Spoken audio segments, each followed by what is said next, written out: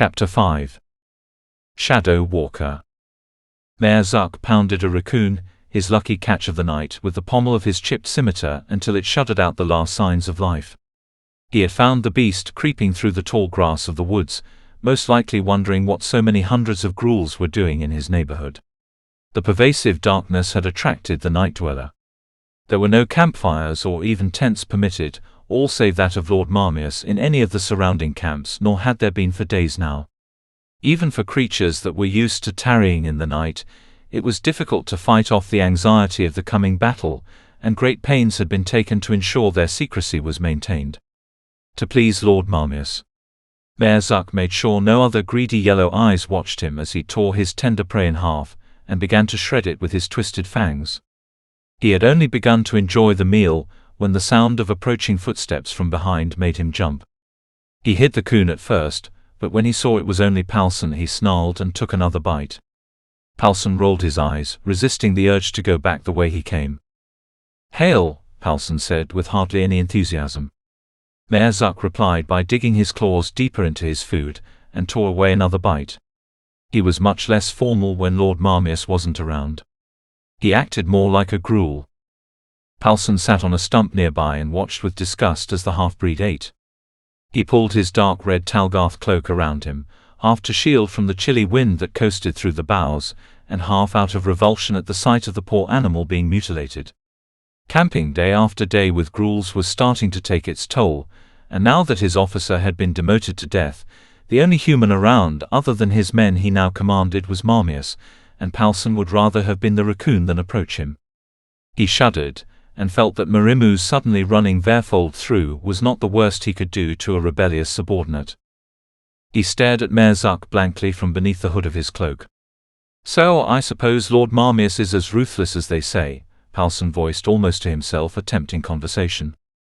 Mayor Zuck spit out a chunk of bone, and kept on devouring the animal without answering. "I've heard whispers of some darker power he hides behind that mask, some sort of evil spell given to him by the lioness," Palson said. "The look of his eye is a fate worse than death, they say." He paused for a moment, realizing he was expecting an intelligent response from the bloodthirsty creature beside him, and he rubbed his eyes in irritation as if he had just noticed he had been talking to a rock. He had hardly spoken to anyone since he had come across the sea from the Esterlands, and the void of conversation was beginning to toy with him. But even a conversation with Mayor Zuck was not worth the effort. Palson shook his head, completely giving up, and decided he hated Mayor Zuck. He considered asking other questions simply to annoy the creature, perhaps even drive him to blows. If he was lucky enough, he'd be able to cut him down in self-defense. Before he could speak again, a group of ghoul grunts popped out of the grass in front of them.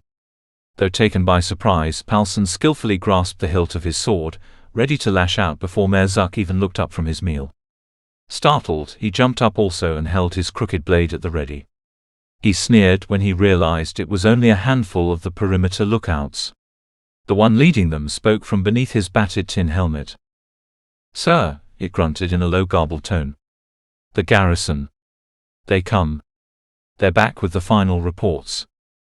With a quick look of frustration, Mayor Zuck tossed the remains of his dinner aside and peered over their shoulders into the darkness of the woods.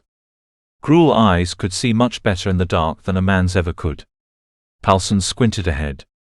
After a moment, he caught sight of the tiny shapes of the garrison wading through the grass and heading their direction. It wasn't long before the group of 30 ghouls was upon them, a spring of vigorous anxiety in their steps. They all slid to a halt in front of their general, panting heavily as they formed a sad excuse of a formal line for reporting. They each wore discarded pieces of light armor and carried various clubs and maces on their belts, covered in tight shrouds of dark fabric which blended into the tall grass. Their heads and foaming mouths seemed to float in the darkness from beneath their mantles as they wheezed. Finally, one of them, a somewhat taller ghoul at 4 feet, stepped forward and crossed his arms in the salute of Talgarth, something they had learned only recently. "News from the fields is all well, master," he panted, his yellow eyes flashing beneath his tin hat. "The humans returned to the city." Palson knew Mayor Zuck hated formalities. He knew a ghoul could never understand the value of military procedure when done correctly. He watched with an amused grin as Mayor Zuck tried to manage. "What of the signal, rodent?" he demanded. "Did you see the signal?" Yes, signal, sir. We saw the lights from 5 leagues off." The others behind him grunted and choked in agreement. "As far as our guesses be, all the troops are in the city and waiting for the word." Mayor Zuck nodded with a snort. "You and your rabble are dismissed," he rumbled. "Go and prepare. We leave as soon as Lord Marmius commands." Without skipping a beat, the small gruel waved at his men, and they scurried off past them and into the trees toward the camp as quickly as they had come. "So that's it then," Halsin spoke up from behind Mayor Zuck. His voice had regained some vigor, knowing they would soon be on the move and away from the grove dense with the stench of gruels. "All the pieces are in place. I suppose we must hurry to Lord Marmius at once and bring him word." "Yes, General," Mayor Zuck said as he tugged his jagged sword from the dirt where he had stuck it. The emphasis on his title was not generous. "You go and report the news."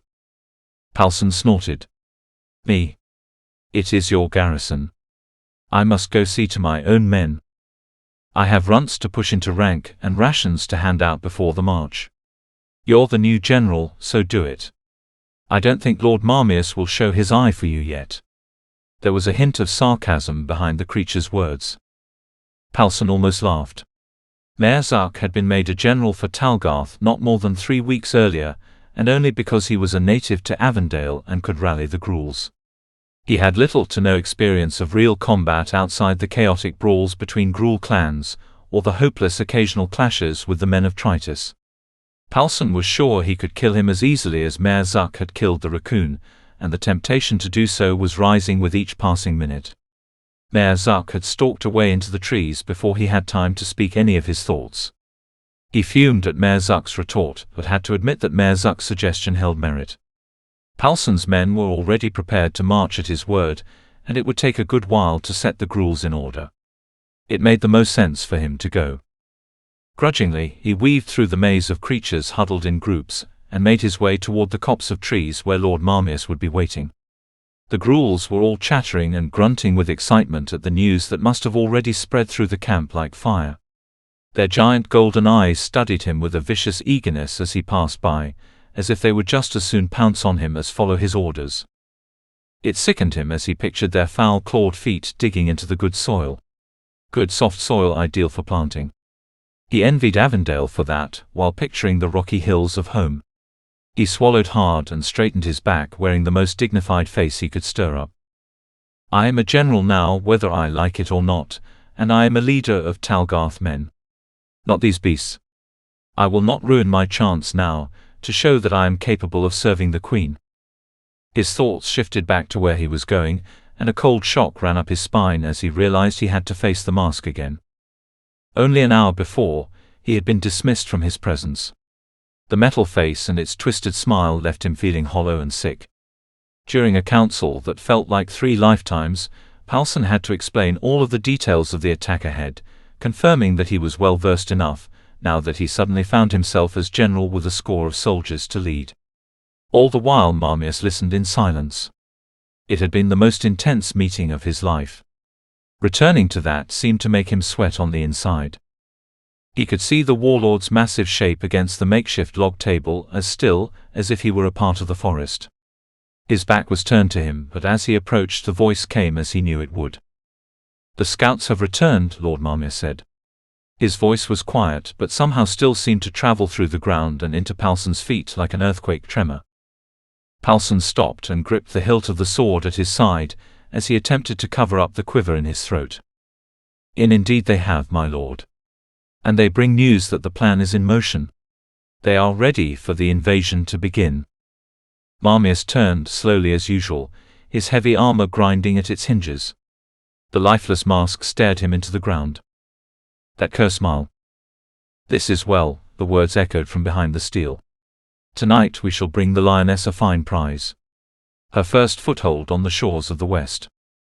Halsin's thoughts wandered a bit at his mention of the Queen, but he quickly broke free from his reverie. "Ah yes, my lord," he blurted. "As you say." Marmius's lifeless gaze was silent, and for a moment Halsin thought he had misspoken. But the voice came again. I will attend to the final preparations myself tonight, General. You will stay here until my return and keep an eye on our weapon." His massive arm lifted and pointed into the dark where his tent was pitched. It was black and well hidden by a copse of gnarled elder trees. Even from where he stood, Palsson could tell it was much shorter than the average war tent, and he wondered how Marmius could fit inside. His eyes widened a bit at the thought of being left alone with what was in the tent, but he quickly nodded and gave an awkward low bow. "Why, yes, my lord. Of course." Marmius marched away into the darkness without another word, and Palsson exhaled, realizing he had been holding his breath for several minutes. He could follow the trail of his departure by the hushed scurrying sounds of the ghouls cowering and pushing to form ranks as his shadow passed. Palsson silently crept toward the tent, and as he drew closer, noticed the faint glow of a single dying candle burning behind the tightly pulled door flap. He frowned and paced for a bit. He knew what was in the tent. He did and had for weeks. "I don't need to actually look in there to keep an eye, do I?" After circling around the table of maps, he stifled his disgust and shuffled back to the tent door. "I suppose I have to at least check." Before he knew what he was doing, he was untying the leather band that kept the entrance pulled tight, but he stopped himself just before he threw it open. Instead, he pulled back the top corner of the flap and peered inside. His heart froze. She was looking right at him. A young-looking slender woman sat on a hide on the ground inside, with her arms folded. Her dark hair hung freely around her neck, emphasizing her strange large eyes that glowed with a yellow tint. Her face was stoic and sad, void of hope. Palsson was drawn into her gaze for a moment, a feeling of sympathy welling inside him. He suddenly tore his gaze away, and threw the door flap back in place in disgust. Angrily he tied it back up, pulling the knot extra taut. "Don't look at me, Shadow Walker," he breathed through his teeth. "Or I shall end you here and now." His eyes had adjusted to the dim light of the tent, and he was blinded for a moment as he tripped on the roots raised from the forest dirt. Once he was reoriented, he noticed the figure off a ways behind the tent sitting on a log. In the moonlight he could see the old man bent over much like the trees surrounding him, his robes veiling most of his shape. He wondered if the man was asleep until his hooded head rose to meet his gaze. The black figure only watched for a moment, just long enough for Palsson to notice the shape of the thick circlet on his forehead. Then he slumped back to look at the ground again. Palsson paced. "I have never understood wardens. Giving up their minds to gods, when they have the strength of steel already at their disposal. But the old man's foul deeds here are doing a service to mankind. His mission in this attack means more than mine anyhow." He watched the old warden a moment more, then looked back at the tent. "She deserves to be used so." Thank you for listening. Subscribe and ring the bell so you don't miss the next chapter. Episodes go live every Monday and Friday morning at 10 a.m. Eastern Standard Time. The audiobook can be purchased in its entirety on Google Play Books.